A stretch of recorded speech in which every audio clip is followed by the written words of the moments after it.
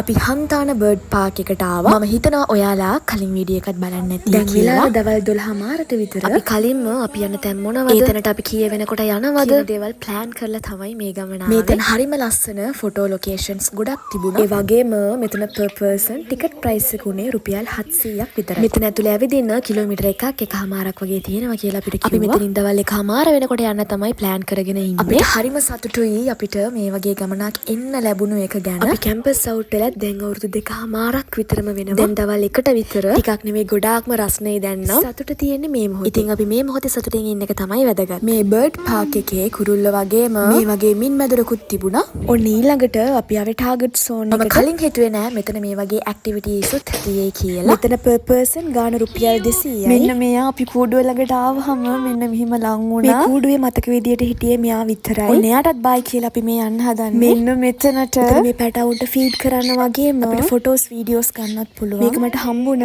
හරිම ලස්සන එක්ස්පීරියන්ස් එකක්. අපේ ගර්ල්ස් ට්‍රිප් එකට මෙතන ඇඩ් කරගත්ත එක හරිම වටිනවා කියලා මට දැනුත් හිතෙනවා. ඊට පස්සේ අපි ආපහු නුවරේන තමයි මේ හදන්නේ. දැන් වෙලාව දවල් 2යි කාලට විතර. අපි ආවා කැන්ඩි රජමාවතේ ඩෙවෝන් එකට දවල් කෑම කන්න. අපි ගත්තේ රයිස් ඇන් කරි. ගානුනේ රුපියල් 690ක් විතරයි. මෙතන ෆස්ට් ටයිම් තමයි මම කෑම try කරේ මාරම රහයි. ඊට පස්සේ අපි ආපහු අපේ හොටෙල් එකට ආවා. අපි ගත්තේ ෆැමිලි රූම් එකක්. මේක හරිම ක්ලීන් ස්පේෂියස් රූම් එකක්. ඊට පස්සේ අපි පොෂ් එකක් දාලා ෆිල්ම් එකක් බැලුවා. ඊට පස්සේ අපි gift exchange game එකකුත් කරා. දැන් හවස තේ බොන්න තමයි අපි මේ හදන්නේ. අපි තේ බීලා රෑ පුංචි ගමනක් යනවා. ඊළඟ වීඩියෝ එකෙන් අරන් එන්න. bye.